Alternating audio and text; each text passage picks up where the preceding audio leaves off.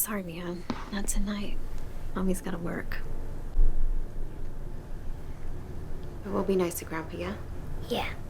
Okay. And what number do we call if anything goes wrong? 911. Yes. I love you. Thank you.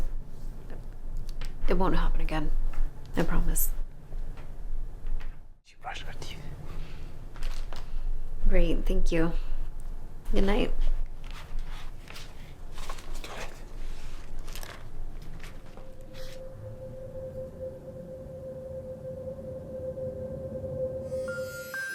Are you asleep? Hey, sweetie. What book would you like to read tonight? How about The Three Little Pigs? Yeah, Mommy, that one's good. Right. Okay. Once upon a time, there were three little pigs. They decided to leave their parents' home and leave to make and build their own houses. Mommy, can you really blow down a star house? No, sweetie, these are just make-believe stories. You can use your imagination to create whatever you want.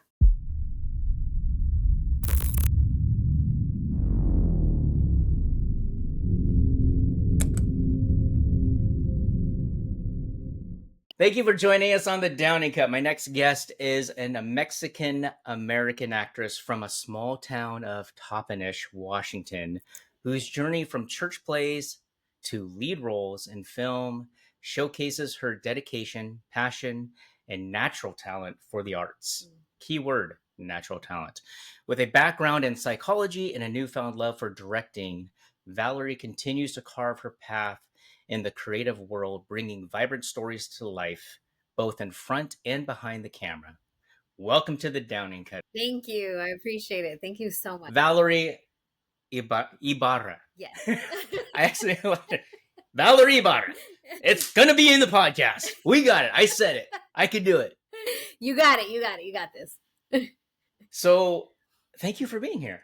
Thank you for I'm excited. invite. I appreciate it. Of course. I think this is a way, it is the high-tech way of networking with people where other people can network with you when they've never even met you. Right. Absolutely. And I think that's a huge deal. Yes. What I always ask people this: how did your journey start? What inspired you to pursue acting?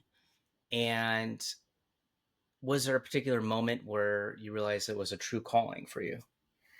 I didn't really realize that I had done it when I was a kid. So back in 21, I think is when it started. Somebody had asked me to be in a music video, Daniel Warren. And I was like, sure. I was going through a lot at that time. And so I was like, whatever, I don't care. I'll just try whatever. And then he ended up asking me to, it turned out to be a short film. And I said, well, I've never acted before, not even recalling the church plays when I was little, anything like that, because it just was a distant memory, I guess. And so I said, well, I've never acted before. I don't really know. He's like, you'll be fine.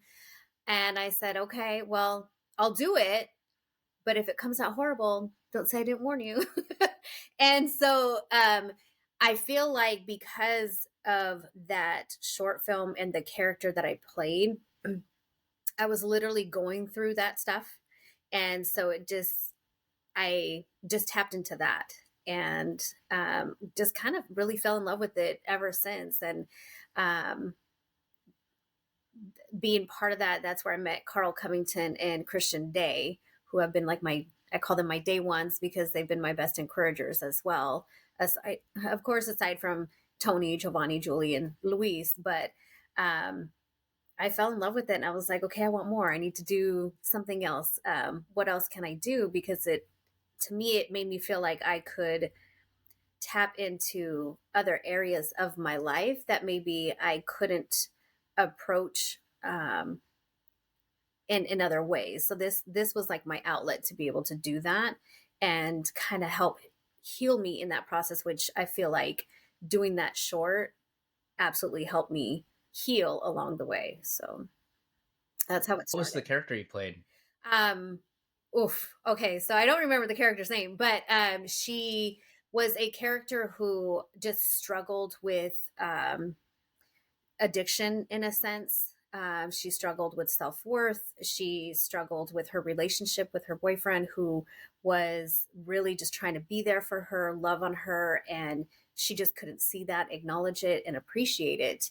And so um, she's kind of oblivious to what's really happening, and she doesn't think she has an issue until he finds her in the passed out in the bathroom, and he's like, we can't, like, you have to get better type of thing, and you have to really see that you have a problem. But she was like, I'm fine, we're good.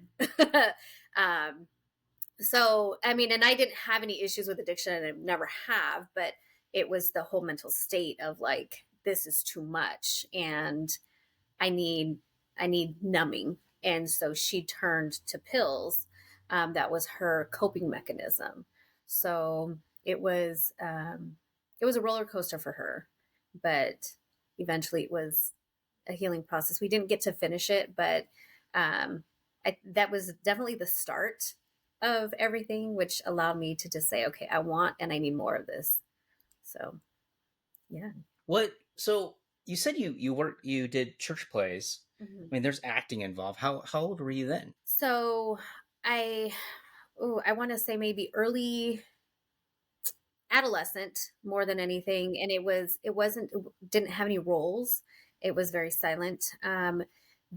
The one that I did do was as an adult was back in 20, I would say 13 maybe. And again, there really wasn't any dialogue because it was a Christmas play, again playing Mary. And then in another one, Oh, is that your? Are you typecast? I guess so. I'm typecasted as Mary all the time. Um, and so there was another one where this guy did a play on a song. And so I played a soldier in that one. And so all I had to do was just walk and then just kind of stand there and then fight off the demons. And I mean, the first dialogue, anything that I had was through this first film, which was called Mental Love. Um, and so that was my first time ever having to memorize lines, which was scary for me because I always feel like my memory is the size of Dory. My daughter would tell you, I forget everything. So I'm like, well, if you know I forget everything, then you can't be mad.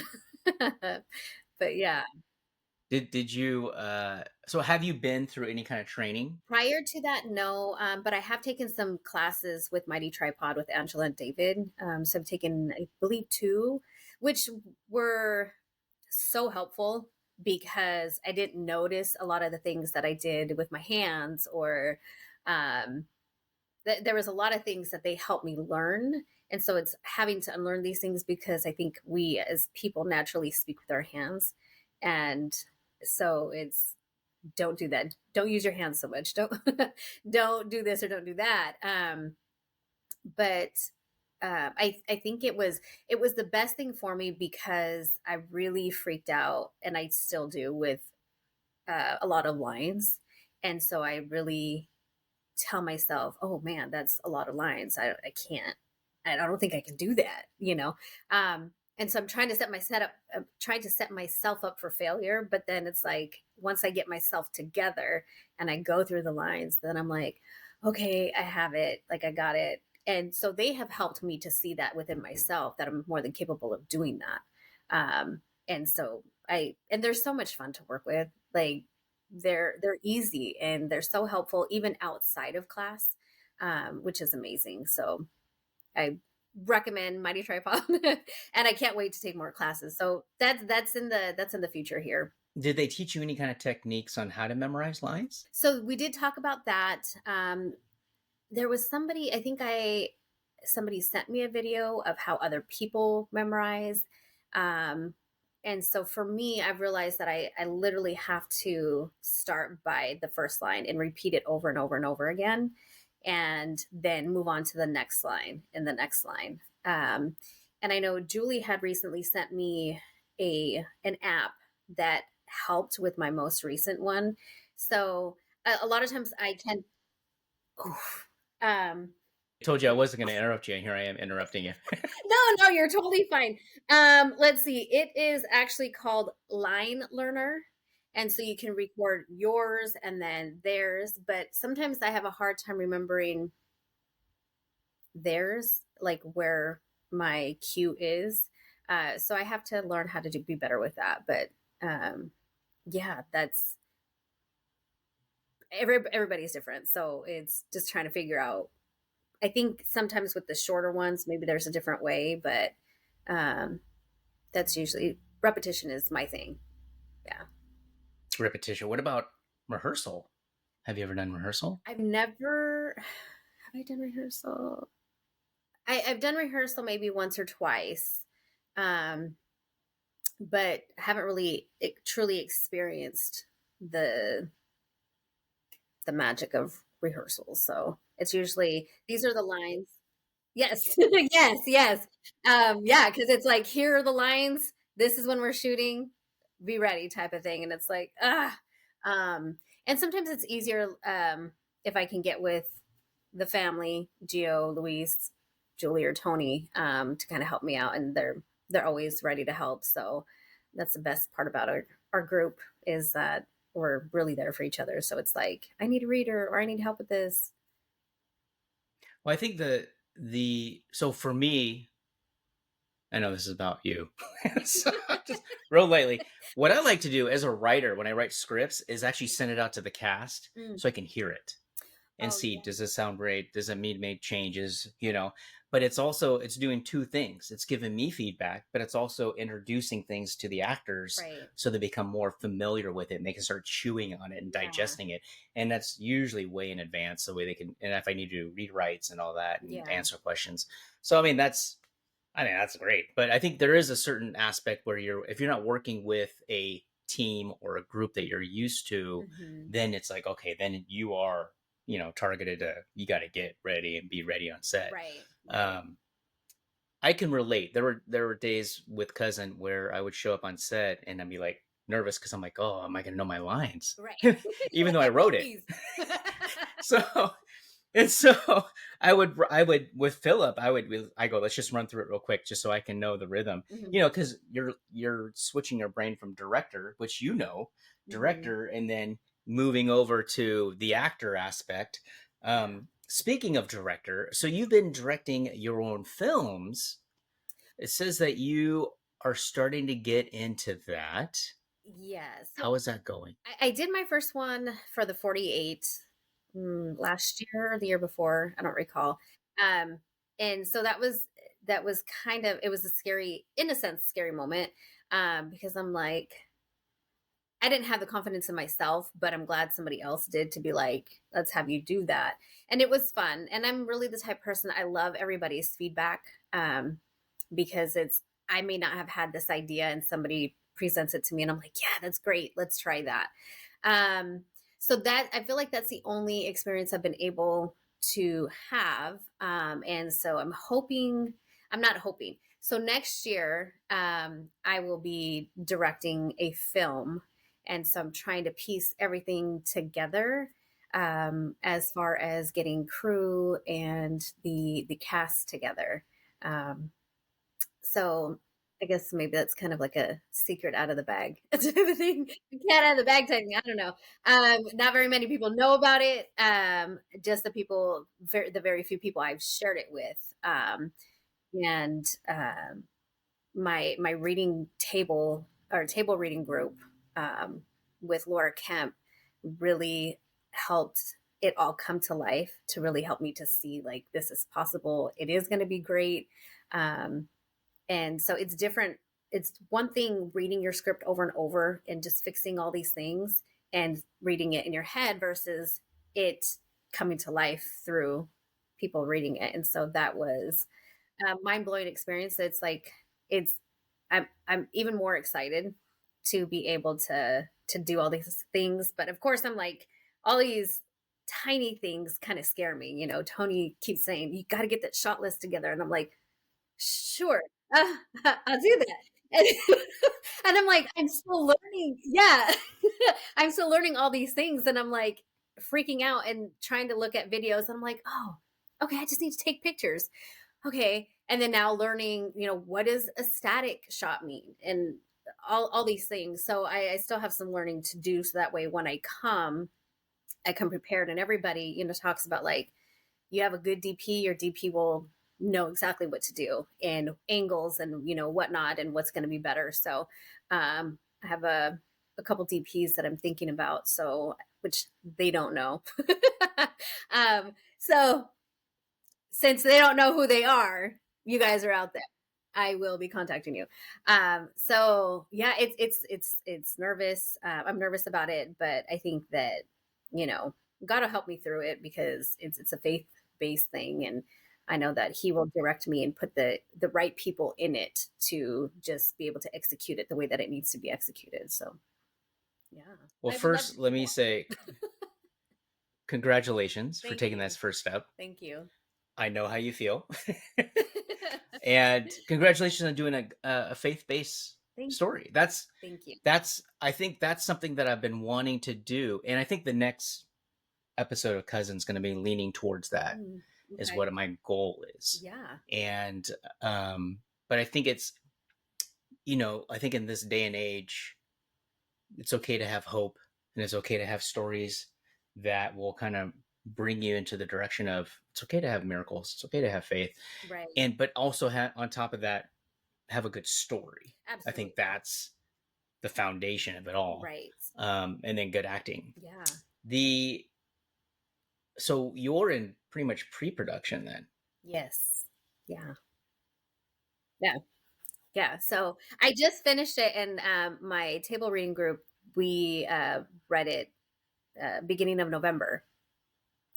So it's kind of one of those things, hearing them read it, it's like, okay, now I really got to go hard and figure out locations and everything else. And of course I would love to pay everybody.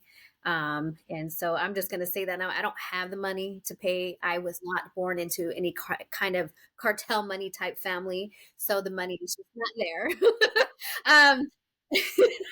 So I was not blessed in that way.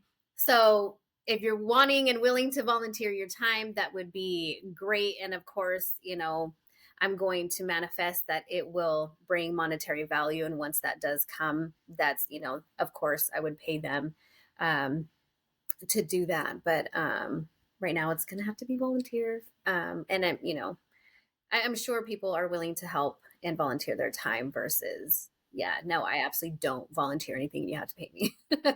I just haven't experienced that with people in Seattle.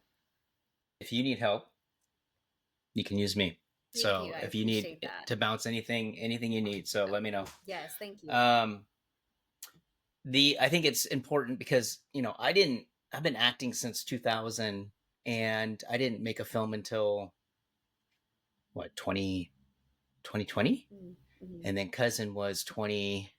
My wife directed, and it was a silent film. It was just saying, it was a kid's script called Pyrostine, and it was just to see, could we do it? Yeah. And because I've been on so many sets, I understood the logistics of it. Mm-hmm. And knowing how, my ideal crew is to make it as small as possible because you can move faster. Oh. The more people you have involved, the longer setups are going to take. Yeah. Yeah. So, but I know there's that degree of flexibility of whatever you want to do and how polished you want it to look and everything. Yeah. So yeah. And Cousin was great, by the way. It was amazing. Yeah. That's the first film I've ever done. Yeah. That was the first one I wrote, script. The color correction, I'm still learning that. Mm-hmm. So I think that's the thing. If you look at it as this is my stepping stone and I'm going to learn so many lessons making this film. Yeah.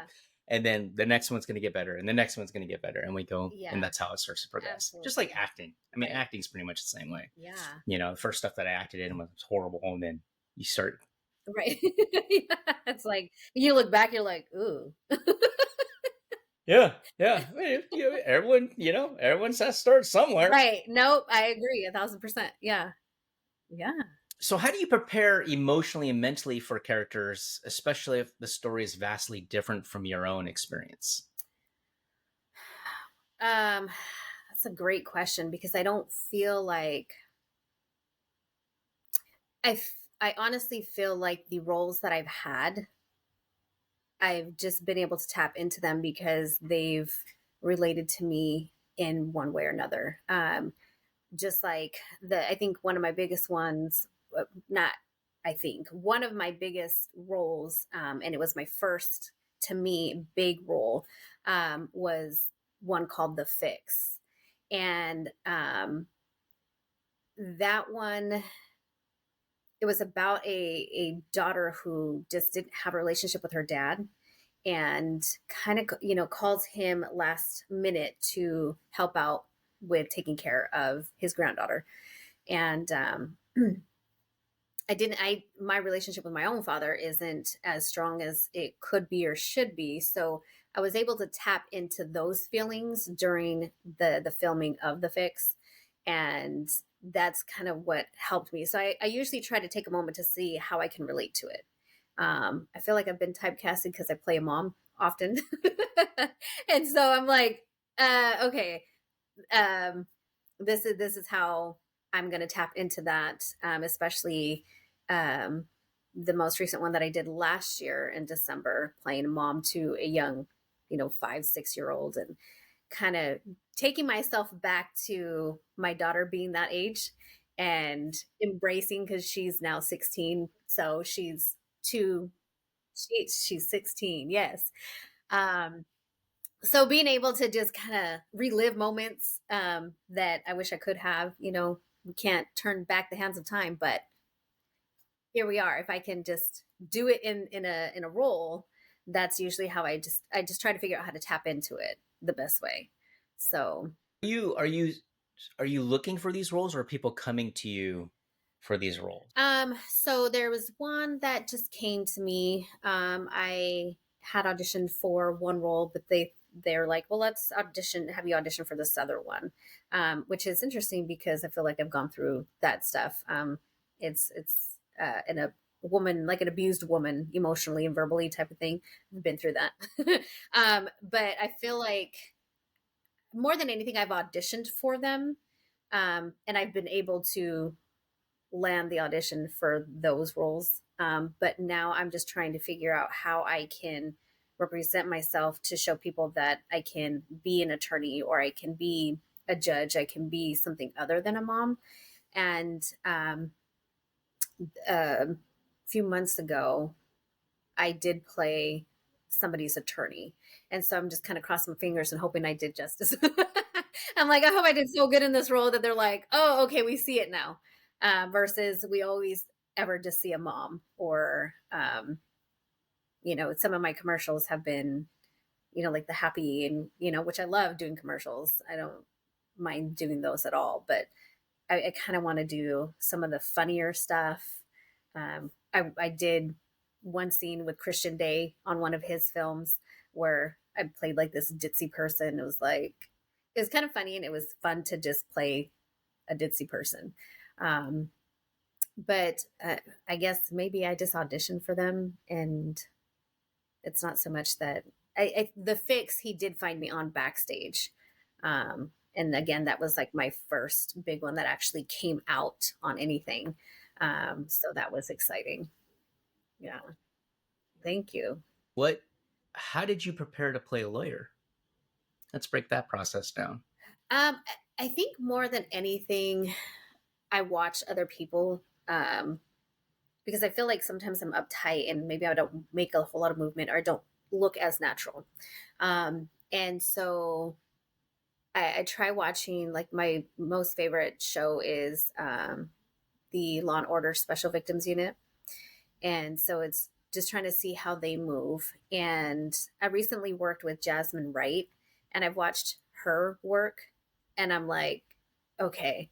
So just kind of going off of the way she does her characters too, trying to be like, okay, I need to be a little bit more relaxed or flow a little bit better and really just learn how to be like, don't think of it as a role, just think of it as a conversation with somebody and allow that to just roll naturally. And thinking about like, how would an attorney um, speak with their client, whether it be a little bit on the aggressive side or on the softer side, and really just gauging in, okay, what does the scene look like? Do I need to be a little bit on the aggressive side to get the person's attention? Or do I need to just be like, hey, we need to, or versus we need to get on this, like the two different tones of stuff. So it's really just watching other people's work, even locally. I love watching people of Seattle and their work because we have amazing actors here. So that's really kind of what I go off of. That's actually one of the reasons why I wanted to start writing film, is because to highlight the actors. I think it's and to give some diversity. I think there's a lot of actors that get type. I mean, you just said it. You play a lot of moms, so then it's like, well, how can I put you in a different role? Right. Something that you want to do and make you kind of elevate you out of that box that people see you in. Yeah. So that was, yeah, that's what I did with Philip, because Philip is always typecasted as a villain. Mm-hmm. But I wanted to show kind of a vulnerable side to him and cousin, and then let him do the villain part. Right. Yeah. Yeah. To have that come out the Right. with a little twist. Yeah. But so, being fairly new to acting, what has been the biggest challenge that you've faced in the industry so far, and how do you overcome it? I think the biggest thing I faced, because I know me, is being told no or not getting the role. And um and it's really just being reminded. So the way that I usually handle it is I go to my family, um, which is Julie, Giovanni, Tony, and Luis. Um, and I'll usually go to them and say, I didn't get it, da da da da, and so they're really good. I feel like as a group we're really good at encouraging each other and reminding each other, like, hey, sometimes the no is there's always a reason why there's a no. It could be maybe you were going to have a bad experience on set, or that person wasn't gonna you know do you justice. I don't know, like there's always a reason for the no that's saving us for something bigger. So that's usually how I deal with that. And I've learned recently too, like even with auditions, through my agent, that you do the audition and then it's just like forget about it. Even though it's like, please, please pick me at least for one big one. I just want one big one. Um, but it's just do it, forget it, let it go. And if they call you to say, hey, you actually booked it, perfect. And if not, and just move on with your day. And I know it's sometimes easier said than done, but I really try to just focus on other things. And I mean, I have a full-time job, so I'm always busy with that, and I don't work normal people hours either. So I usually just kind of stay busy with that too. So yeah. I mean, that's something that I don't think we've ever, with all the guests that I've spoken to, we've never really dove into how to balance a full-time job with acting and the passion. Mm-hmm. How do you, like you said, it's not normal hours. Mm-hmm. So is it like an evening job? Yeah, so I work a graveyard shift. So I typically don't get out of work until 7 o'clock in the morning. And sometimes they're 12-hour days, sometimes they're 8. But they're still exhausting. So it just kind of depends. If I'm able to take the time off, um, I'll take that day off or the day ahead, to make sure I can get some rest. So that way I'm not falling asleep too much on set, which has happened. But it's it, you know it and it happened actually when I went to Portland, but it's trying to be awake when I should be asleep. But I don't know, I think it's just figuring out how to say yes and no. But if it's somebody giving me the opportunity, I'm always like yes, and I'll figure it out. So I usually will look at my schedule because I know what days I'll work for the rest of 2025. And so I'll be able, if you came to me in March to say, Schedule's already out for yeah, 2025. yeah. So we do like a shift bid. So which is perfect because then if you came to me for something in March, I can look and say I have the day off because I don't always get weekends off. And so which is it's good and it's bad because I don't get to socialize on stuff that happens on the weekend sometimes unless my days off fall on that. But um, I'm able to look at that to be able to better prepare too. So usually if I know in advance, I can say, yes, that will work, or let me see if I can figure it out and take that time off. If I can't, I'll let you know as soon as I can. But um, I try to do that too because I feel like that's how I become normalized, and that's my self-care is being able to do acting because I don't do it to become Jessica Alba or Eva Mendes. That'd be great, to work with them, or America Ferrera, but I really just love doing it. I love meeting new people, networking, and working with different people. So it's just fun, and it's the way that it's like people who love hiking. I love acting, and it helps me be me. Yeah, yeah. No, I agree, Yeah. 100%. I mean, that's one reason why I'm doing the podcast. I got to do something creative, something. Right. Yeah. I'm like, hey, let's start a podcast. Yeah. How do you balance your unique personality to a role while staying true to the character?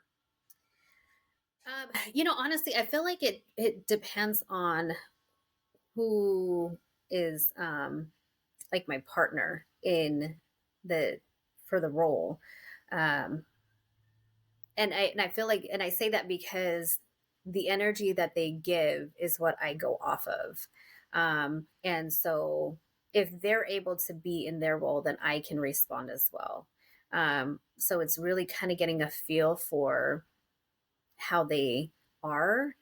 Um, and I don't know. Sometimes I don't really think about it, to be honest. Um, other than, okay, I have to execute it the way that they need it to be executed, because my thing is always, yes, I want to be, I'm a perfectionist, so I want to nail this role, but at the same time it's not just about me. If you write a character for me, and I understand you have this vision for this character, and so I'm going to try to execute that the way that you imagined that person or that role to be, because I'm that type of person that I think about everybody. So, in the sense of, if I do an amazing, spectacular job, somebody is going to say, that person knows how to cast people. That person, whoever wrote that story, did a great job. Who's the writer? Who directed this? Who did this? Who did that? Not just, oh, she did that so well. I want everybody else like, oh no, this was the writer. Like, I was able to do this role because the way this person wrote it.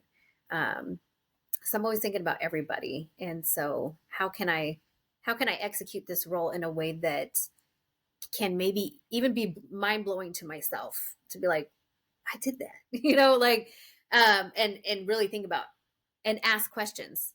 Do you want me to do it this way, or do you want me to do it that way? Do I have a tone, or do I not have a tone? Do I have an attitude, or am I more subtle? Because people can interpret the roles differently. Some might be like, oh no, this sounds like it's going to be somebody who's heartbroken. And the writer might be like, no, I didn't write it that way. I wrote it in this way. So it's right. Yeah, it's like, no, no, no, I need you to like pipe it down a little bit. She's not crazy like that. Um, so just asking questions too. It's like, I need to know, how do you envision me as the actor, or yeah, this role, so that I can know, okay, I do need a whole lot of attitude right here, and I need to yell or pop off, or react a certain way. But I think the casting helps too. So What would I'm doing this episodic um, project with Tamron Harrison, and he plays my husband. And so sometimes because we just naturally, Wait. Gio's not playing your husband? he's not playing my husband this time. Thank you, Jesus. I'm sure we'll be together again some other time, but not this time. Um, so he's not. I divorced him for now. But we play husband and wife, but I think because we naturally like Gio and I, we naturally just kind of pick on each other and fight that it's so natural. And so I really just try to tap into what a wife would be like, and knowing his personality and the character, I play off of that. And so it's easier to just be like, okay, I'm going to pretend that I'm in a relationship because I've been in one before. So let's just, go off of that. But I forgot why I even was saying that, but why I brought it up, I don't. Let me ask you this. What is, because I've had my relationship stuff in film, and one of the key things that I really enjoy is arguing with Love arguing. somebody. I do. And yeah, it just like it was so much fun. What is something that you enjoy doing if you're playing a wife? I do enjoy the arguing. And I know, but like if you saw me and Gio in our setting all the time, it's not, I mean, even in text messaging, we're fighting all the time. Um, but I think I love playing the intimate role in a sense of like the emotional pieces.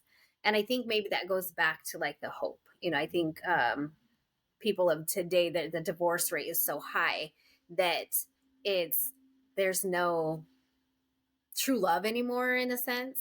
And so it's kind of trying to portray like there can still be that, but these are the elements that are needed for a healthy relationship.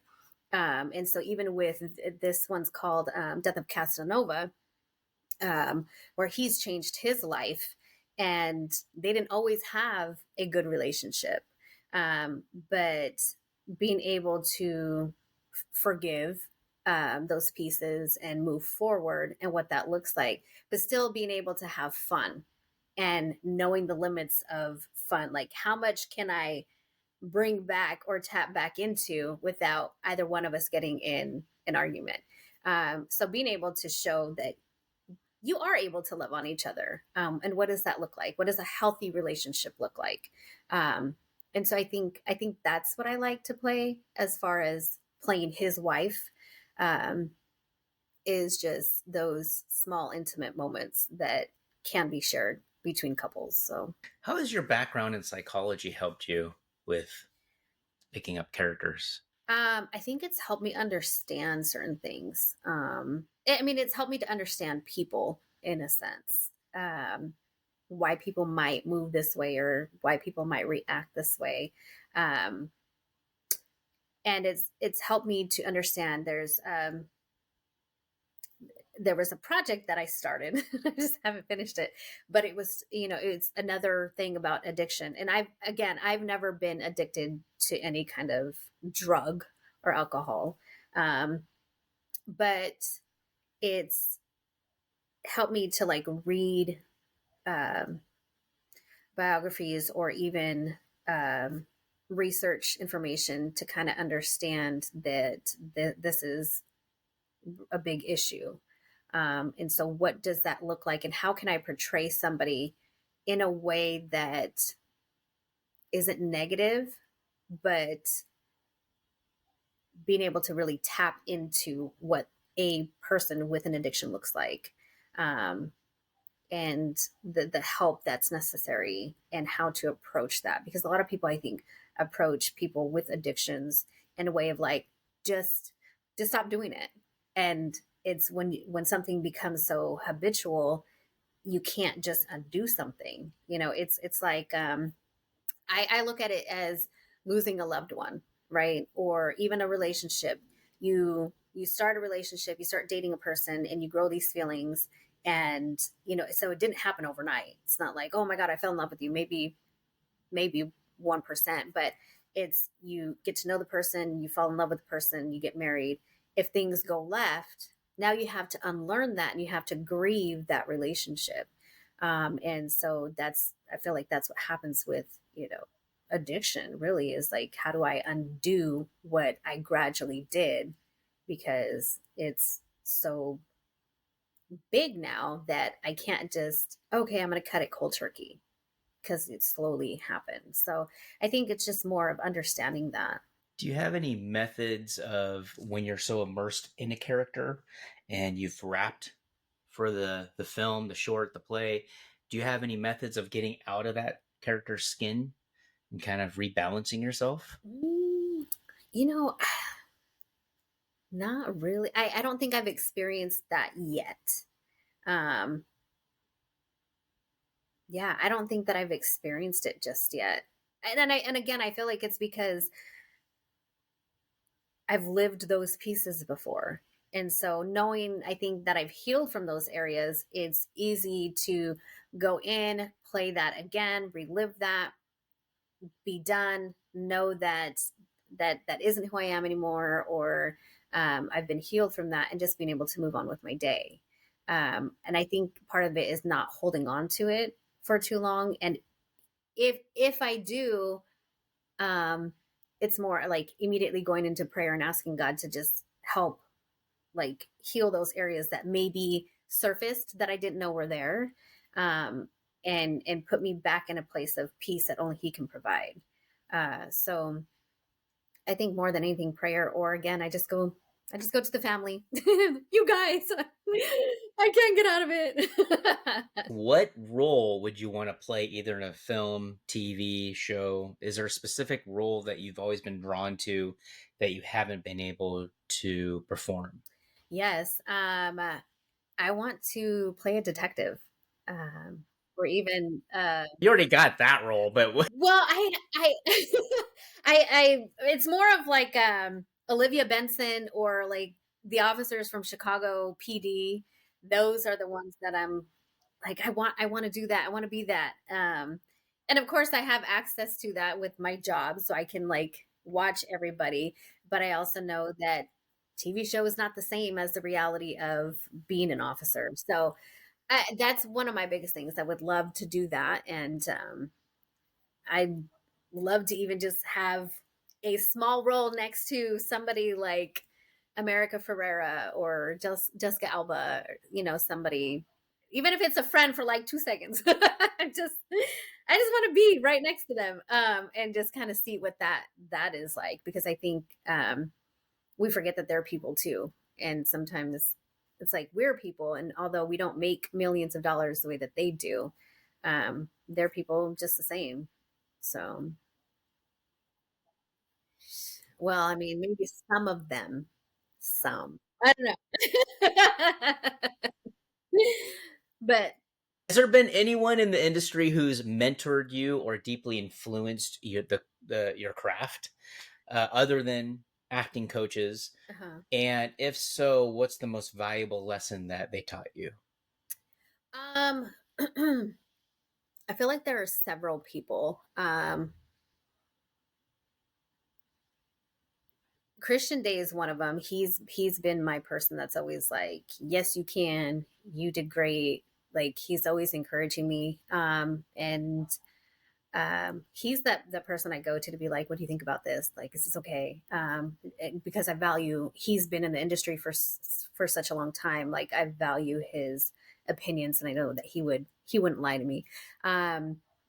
And I recently I had the opportunity to hang out with Rachel Taggart and her family. And so she's been a huge inspiration, as well. And just being able to talk to her about her process and her journey, it helps motivate me to want to do the same things, or maybe even know like I'm capable of doing that as well. So, um, and I guess,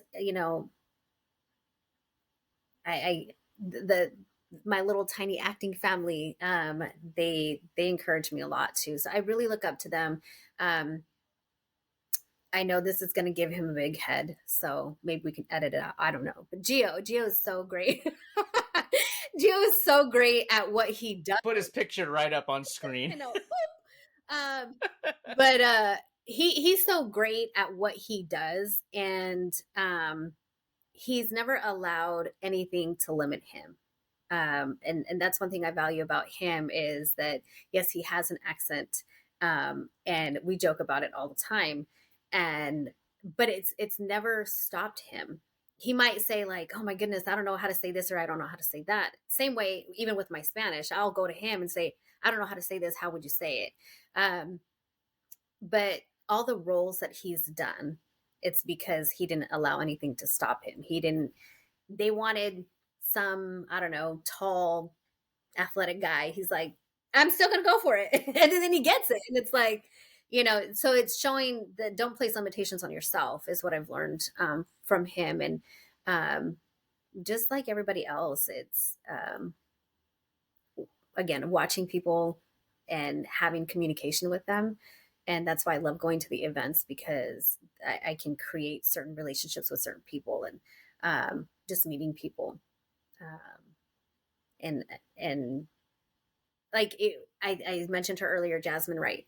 I think she's great. I was watching her role or her reel, and I'm just like in awe because I don't have a Russian accent. I don't have a New York accent. She's got all that, so I'm like Googling and YouTubing how to get a New York accent, how to get a Russian accent, like just so that I'm not sounding, just like this all the time. And give me something a little bit more that somebody might be like, oh, okay, she can do a little New York accent and we can put her in a something from like a Bronx Tale or I don't know, something. But yeah, I don't know. But yeah, so and just the tenacity that Tony has, like she's one of those go-getters too, and she's always pushing and you got to do this, you got to do that. And yeah, those are the people I admire. Like I said, I love my family. They're amazing. I wouldn't trade them for the world. And how we met is just amazing and a different story in itself. Yeah. What kind of legacy do you hope to leave behind as an actress, and uh, what stories are you most passionate about telling? I think more than anything is the legacy is even if you come from a small town and you don't have the support that you want from your actual family and your actual friends outside of the acting world, um, that like you can still do it. Just because you come from a small town, just because you come from a supportive group of people, that doesn't mean that you're not capable. So I think it's the legacy is put yourself out there. If it's something that you have within yourself, experience it. If you find out, I don't really like it, then you don't like it. But if it's something you're like, I'm actually really good at this, let me continue. And eventually I'll find the group of people that are going to support me and push me. And I think it's more of younger women like myself, Latinas, especially like my daughter is, I try to push her and tell her like, you can do whatever it is that you want to do in life. And if that's acting, if it's modeling, if it's becoming a dentist, like do those things. And don't, I think there's that statistic that if you are Latino, if you are Black, if you are somebody who's not white, that you don't have a lot. Like there's just, you don't really become a whole lot. And I think it's more of just change that statistic and show them, yeah, it's scary to do certain things and wonder if you're going to be accepted by that, but it's just do it. And just kind of like Nike, just do it and you'll find out like, it was something worth it. And I don't have the support from my own family and some of my friends, but I found a group of people that have put me in a place where I'm like, I'm going to do that. I can do that, which is something I probably would have never done. I probably would never have pursued it had it not been for somebody to believe in me and say, I believe that you can. So let's try it. If it doesn't work, it doesn't work, but I think that you'll do great. So I'm just more, I appreciate the people that did take an opportunity and a chance on me blindly. um, so I think that's more of just remove the mind monsters and do what you feel like you can do, because you have a gift, and if you don't execute that gift, then it's just wasted gift. Does your daughter want to act? Does she want to get into that? So in that film Mental Love, she actually played a younger version of me, which I was hoping that we would finish because it did mean a lot to me. But I don't really know. I don't think she does. I think she might be interested in modeling. But I'm, I, there's horror stories about modeling. So I'm like, ugh, I don't, I want Or stories about everything. yeah. I just want to keep her, safe as much as I can. But she's never really expressed it. And there have been times where I'm like, hey, there's this commercial. We're going to go do it. And she's like, okay. I'm like, you're getting paid. She's like, okay. And of course, she's like, give me the money. But she sometimes can be shy, which is funny because I say that too. There are times where I can. Nobody believes it, but there are times where I can be shy. But of course, it depends on the setting, and if I don't know a whole lot of people, I might be a little. I'm watching and observing first, but I don't know. I guess time will tell if she wants to. What you mentioned that you don't have a lot of support from friends and local family. What does that look like? It's more of in the beginning when I was excited about stuff, and hey, here's my film The Fix, here's my big commercial. It was more of cool. I'm like this is big. This is something that doesn't happen to small town people. Um, but it was their reactions, that their lack of excitement maybe, and maybe it's because I'm the type of person that I'm like, oh my god, that was so great. I want to know, like keep me posted. Um, so I don't really show them anymore. So it's kind of I feel like there's just more to it, because I don't know, generational curses. I don't know, and breaking all those generational curses of like we can become something, we can become bigger than ourselves and create and I didn't know I was that creative. I didn't know I could write a whole story, and so hopefully maybe then they'll be like, oh, okay, you are serious about it. Yes, I'm serious. I've been serious the whole time. You just didn't want to see it or whatever. There's been stories of people that, well, I mean, you can look all the way up to the A-listers. Look at Chris Pratt. He grew up in Washington State, right? Yeah. Tom Skerritt lives here. You have people, and then we go all the way down. And I know exactly what you're saying. I think there's an aspect of people's kind of their perception of, oh, that's great, it's not going to last forever. Right. you know Yeah, no. You can't make a whole lot of money. it's interesting that people have that, but I think you're right, because you just said before that, you said just do it. Just go out, do it, explore, keep pushing forward, Right. And I do, when I was growing up, I read a quote about someone had said, I think I'm going to butcher this 100%. They said, when you're in your 20s, you're watching other people and wondering what they think about you. And when you're 30s, you're trying to show off what you've accomplished. And then as you get older, you realize that nobody was watching. Right. No one cared, Yeah. So you're only living your life for yourself, period. Right. That's it. Yeah. And I think that's a key thing for people to realize, is just go and do what you want to do. No one's going to hold you back. Yeah. There'll be talkers and stuff, but there's talkers everywhere. Absolutely. No matter where you do. Yeah. Yeah. So. Yeah. And that's the thing, is not paying attention to that. And really, I think that it is important to find a small community, even if it is a small community of 4 people. I would rather have my 4 people who I know I can go to and they're going to encourage me than to have 300 people that are like that wasn't even a good film. She sucks as an actor. Like, and you know, so yeah, yeah. How do you feel about, because I've been involved in this too, how do you feel about being in a film and it never gets finished? So I was kind of irritated with the very, very first one because it's my first film. Um, and I think now it's more of just like let it go. If it's not, if you have any footage, send it to me. But if it's not going to be put out, it's just not going to be put out. And I've talked to other people like who have been in this field for a long time, and I've asked them like, doesn't it piss you off? And they're like, yeah, but then it's just like it is whatever. It's on to the next. And so I feel like I've learned that too. There's some I even forgot that I was part of because people will ask me, well, how many have you been? And I'm like, Oh yeah, I was part of that. yeah, yeah, exactly. But I have like a notebook of most of the scripts that I've done. And there are some that I'm like, oh yeah, I did do that.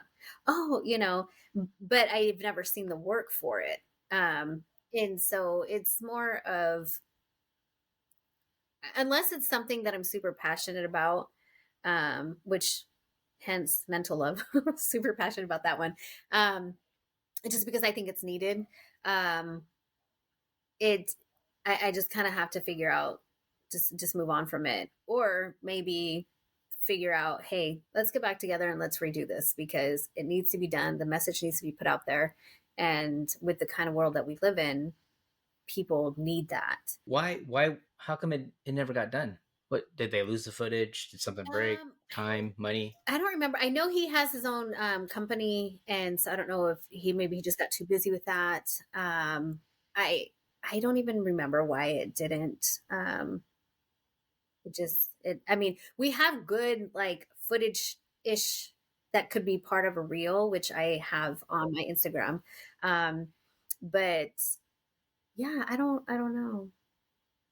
How do you, so now moving, you've learned this lesson that you could be a part of something that doesn't get done, Yeah. work with people who, whatever reason. How do you ensure that the next project you're a part of is going to get completed? I think I think it depends on, I'll look at the people who are directing it and filming it. And if I know that they're going to be people who have completed work all the time, like Thai guys, I've done one or two things with them. But I know that they're always busy. I know that they're going to complete it. But I also know it's because they're passionate about what they do. So it's important for them to not only film what they're passionate about, but also show the world what it is that they do and how creative and what their artwork looks like. Um, so I think a lot of times it's just who's directing it, whose film is it, whose work is it, and kind of going from there, and just kind of understanding, the difference. And there's nothing wrong with like student films because I've been part of those. It's because those are all learning processes and stepping stones. And somebody like as Joe Downing, I know that you're going to finish it. The student one, it may or may not. It's a project that they have to do. And so, and that's not to say that I won't. Like I love doing student films. I'm not that type of person that you have to pay me. I will do stuff for free. And I know most people are like, you want to get to a point where Get that down real quick. but for you, no, I'm just kidding. Yeah. But it's because I love doing it, and I know people are like, well, you want to get to a point where you're always getting paid. Well, I understand that, but people took a chance on me, and it's fine, but I know that the karma will be great. I know that somebody will be like, she did work for my film that turned out to be great, and she didn't ask for anything but food. I do love food. I do love a good carb table. um, but from again, it's just I love doing it, so I don't mind doing stuff for free. Do we all love to get paid? Sure. 98% of all the projects I've done have always been free. Yeah. And it's good work. It's again, if God sends a director or whoever to say, wow, we want her over in Hollywood, great. but I also did it for free. And I think that's my reward, is not having that expectation for somebody to pay me all the time. And I think that can be a problem with some actors, that there's that expectation of, I think become big headed and egotistical, that it's like, well, I'm so good, you should be paying me. Okay, sure. But at the end of the day, I'm going to do it because I love meeting new people. I love the creativity and everything, and it's fun. I've been blessed to be on amazing sets. I have yet, let's knock on wood, to be on a really bad set.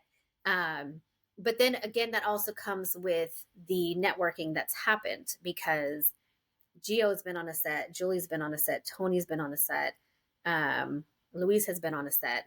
And so they've worked with these people and they're like, this set was great. This one, yep, loved it. These people were nice. Like Rachel, being on her set, she made sure to talk to everybody, even all the backgrounds, new people that have never done background before. And it was just, that's what I respect. I love when people are just, hey, are you doing okay? Do you need anything? And it's like, you're the director, go do your director stuff. And, but I love that they take so much pride in that, and they appreciate the people that are coming out for them. Because I know she was like, and you guys came out for free. And I'm like, yes, I would have done that. Like there was no expectation to be paid, but it was an opportunity for even us as our little family to be on set again together. So whenever we're able to do that and be all five of us together, usually ends up four. But we try, just because we love doing it, and it's always fun. Yeah. Valerie, what genre would your life be if someone were to make a film about you? Oh, that I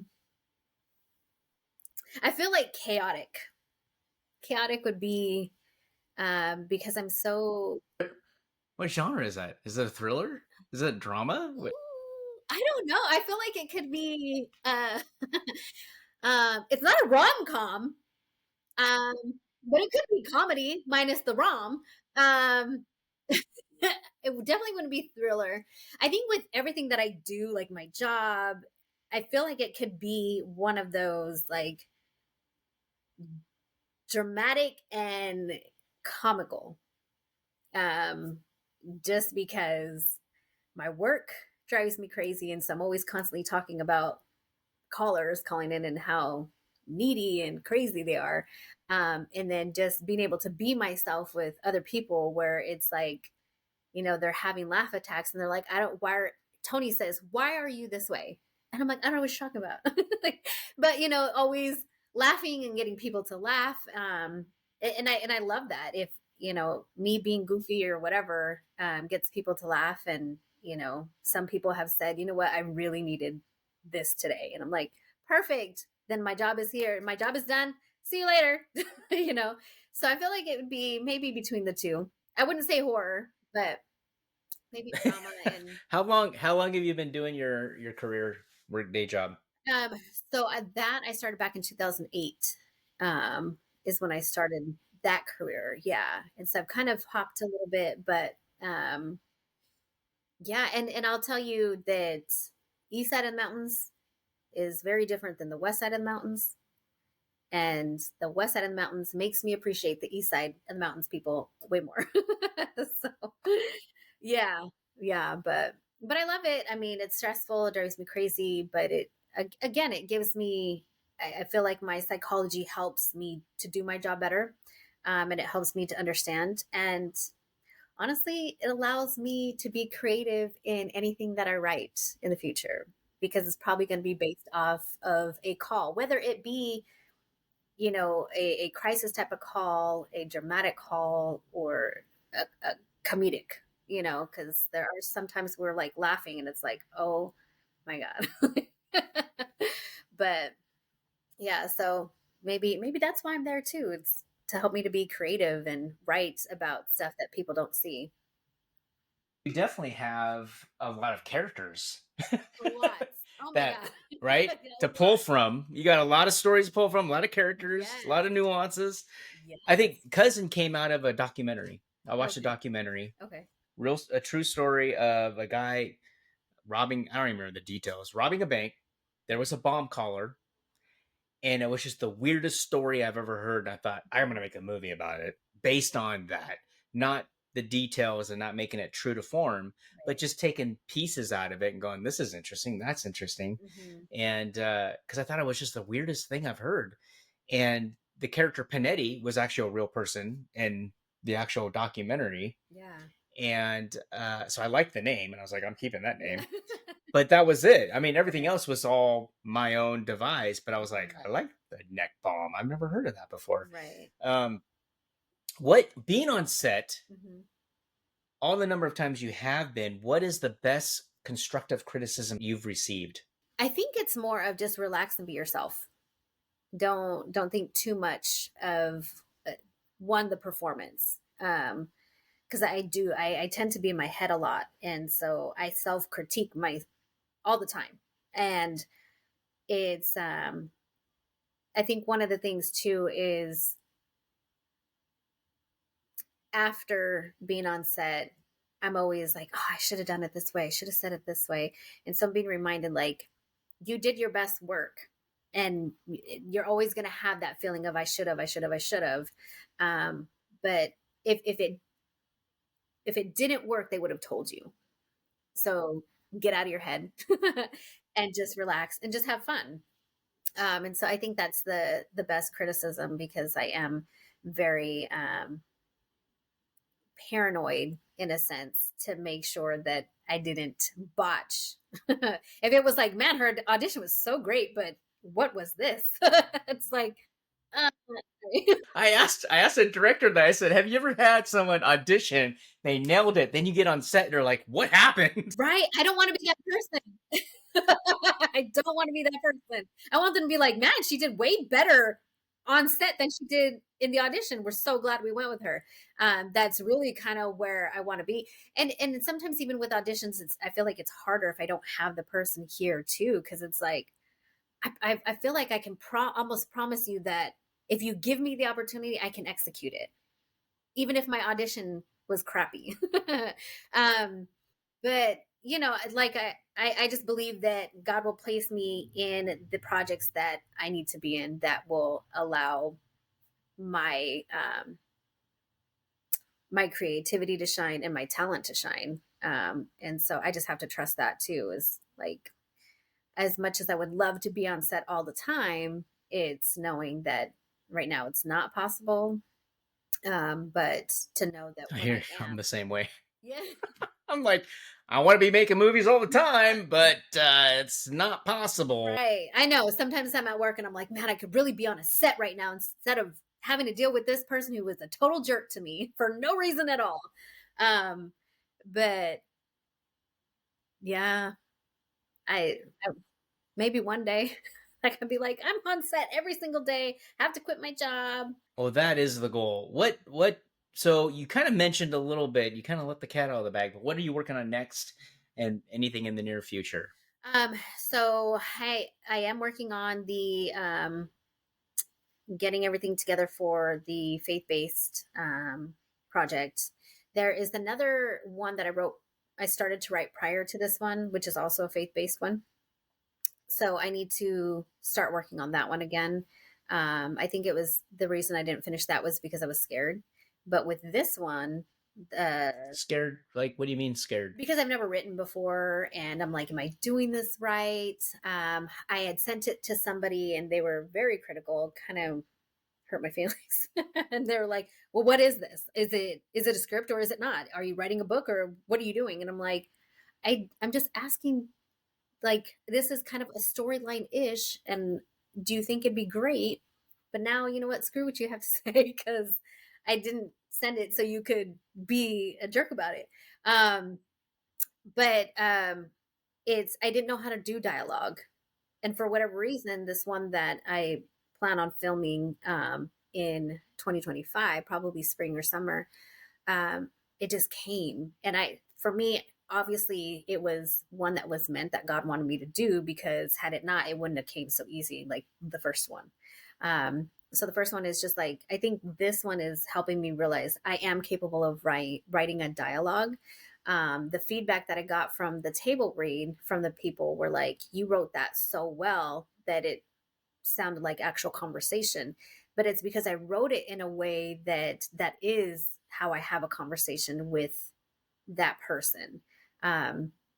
So it's just, keeping that in mind. So I think it was just more scared of failing, because I'm always scared of that. And I know that we do fail, but then we got to get back up and then do the next thing. If we fail again, we fail again. If not, hey, okay, got it this time.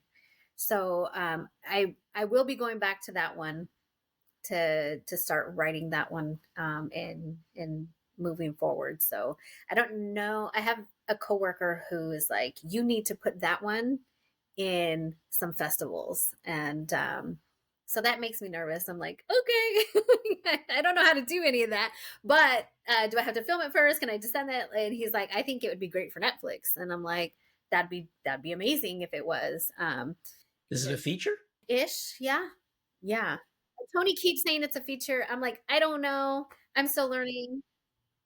I think it's 41, 42 pages. Yeah, we're close. Yeah, you're close. Yeah, yeah. So, and sometimes I do feel like maybe that there's more, and I don't know, depending on how the scenes go, I think that'll kind of depend on that too, which I'm okay with. If it ends up going longer, I don't have an issue with that. But I think that's really what I have next, is just kind of focusing on that, and taking more acting classes, and trying to get out there, trying to see if maybe I can do something in a different state. Um, I don't know, LA or Atlanta. I don't know, just get on something to be able to make connections somewhere else with other people. If it makes you feel better, Cousin was my first script, and I reached out to a script consultant, my Okay. mentor, and he did tear it apart. Okay. And I wasn't writing it correctly, the formatting and the whole 9 yards, Yeah. and so it happens, and that's how we learn, right? Yeah. That's how we learn. Right. So now I know, and Yeah. so that's just the way it goes. And there are script writing software out there that will help you. Right. Yeah, I was using it's not Final Draft. It's the Studio Binder. Um, yeah, so I was using Studio Binder, and then one of the guys in my table reading group, he was like, I'm not sure what format you use, but you should do this and you should do that because it looks like this and that. And I'm like, okay. So, I mean, I actually voice recorded what they had to say so that I could go back to the feedback and be like, okay, well, what did he mean? Or even if I don't know what he meant by that, I can ask, like, hey, Joe, what do you think he meant by that? Can you look at it? Um, because of course, like, again, I'm a perfectionist, and I just want to make sure that it's done right, and even just the formatting, so that way it's not hard to read for whoever reads it. Yeah. You've mentioned Line Learner. You've mentioned Studio Binder. Is there anything else that's like your favorite tech that you use? Big Vu. I love Big Vu. Big Vu, Bigvu. So that's usually what I use. Not usually. That's what I use for my auditions. Because it's a Bigvu? Big Vu. I've never heard of that. What is that? Gio is actually the one that introduced me to that one. So it's an audition one. So it has the lines Oh, teleprompter. scrolling, while you're, yeah. Interesting. I love Okay. it. I love it, especially when I don't have any lines memorized. I can look just past it or look right at it, and you can't really tell that I'm reading. It's a teleprompter, is what it is. Yeah. So that's my go-to. I love learning new things. Yeah. It's like, And it's free. I love that. It's free. Yeah, and the only thing is, of course, it's watermarked, but you can. I always crop it to remove that. Oh. Yeah, and a lot of times too, what I actually use for my videos to put them together is InShot. Um, InShot, yeah. So I usually, if there's like multiple scenes or I have to do a slate in the audition, I usually use InShot to put it together. Very good. What are your feelings about AI in the film industry? Like what happens if you start getting you're new, you're getting into it. You made network connections in LA. You've made network connection in Atlanta, and they say, "All right, Valerie, here's the deal. We just want to scan you because we can use you Mhm. in these other productions. You don't even have to be there, Mhm. and we'll give you a percentage." How do you feel Yeah. about that? As much as I would like to be like, sure, because that relieves the pressure of having to remember any lines. And I don't have to do anything. You're just sending me money and using my face. Um, I don't like it in a sense because I'm kind of that fine line between like a people person and not introvert, extrovert type of thing. But for me, it just removes that socialization piece, which I don't like. And it doesn't give me a chance. If they put me with a character who's also AI, I never got. I feel like they stole the chance for me to get to know that person, in as a real person and in character, because they're using my image and his or her image, for whatever project. And so, um, it's just I don't like it for that reason. For that reason, because I mean, because who knows? They might use this man that could have been my husband, and they stole that from me. You know what I mean? Like, and it's not even just that, like romantically, it's just creating friendships. I'm still friends ish with people that I met in Vegas for a print shoot that we did. And that wouldn't have happened if AI was there. And they're super cool people, down to earth, very chill. And, some of them, one guy worked with Omar Epps, and I'm like, I wouldn't have known that. He has that connection, tells me who his agent is, and here and there we'll say hi and whatnot, but I wouldn't have had that opportunity if AI had stolen that from me. So I don't like it in that sense, because I do like to meet new people. I mean, I know so many people with the amount of work I've done, just not just in the acting industry, but in my own personal life prior to. Um, so much so, my daughter's like, "Mom, somebody came and asked about you," and I was like, "Well, who was it?" And she's like, "I have no idea." And I'm like, "Oh, tell you, I know people everywhere, so I'm gonna need you to act right all the time. You never know who you're gonna cross that knows me, and knows that you're my daughter." So, but it's just, I love, again, I just love getting to know people and creating those, because we can create so much work together too. I feel like you and I can write a whole script on what I do, what you've learned, and even faith-based, like you said, take all these little bits and pieces, work together, and create something great. You gotta have that human connection. I think Yes, that's what absolutely. AI is not limiting. It's limiting that aspect of it. Yeah. Valerie Isabella, Ibarra. Ibarra, Valerie Ibarra, right? Valerie Ibarra. There you go. Yep. You said it. You got it. You got it. I might have to, yeah. You got it. How can people reach you? What's the best way to reach you? Best way to reach me would be my Instagram. I do Facebook, but I'm not really Facebook like that. But my Like Instagram, that? What does that mean? I feel like Facebook I use more for auditions, to see if there's anything out there. Just because I get tired of people venting too much about stuff that nobody really cares about. So, but my Instagram is Valerie Ibarra Official on Instagram. At least I can roll my R's. There you go. At least you can. My daughter cannot, and it's too funny. I'm like, you better get it. You better learn. She's too cute, though. Yeah. All That would be right. the best way. Well, thank you. Yeah, of course. Thank you for having me, and just allowing us the time to really get to know each other, because we didn't get to really know each other at the event, this summer. And but I've heard nothing but great things about you and your projects and what you do. I'm never around. Nobody can find me. How what are you hearing? I'm never around.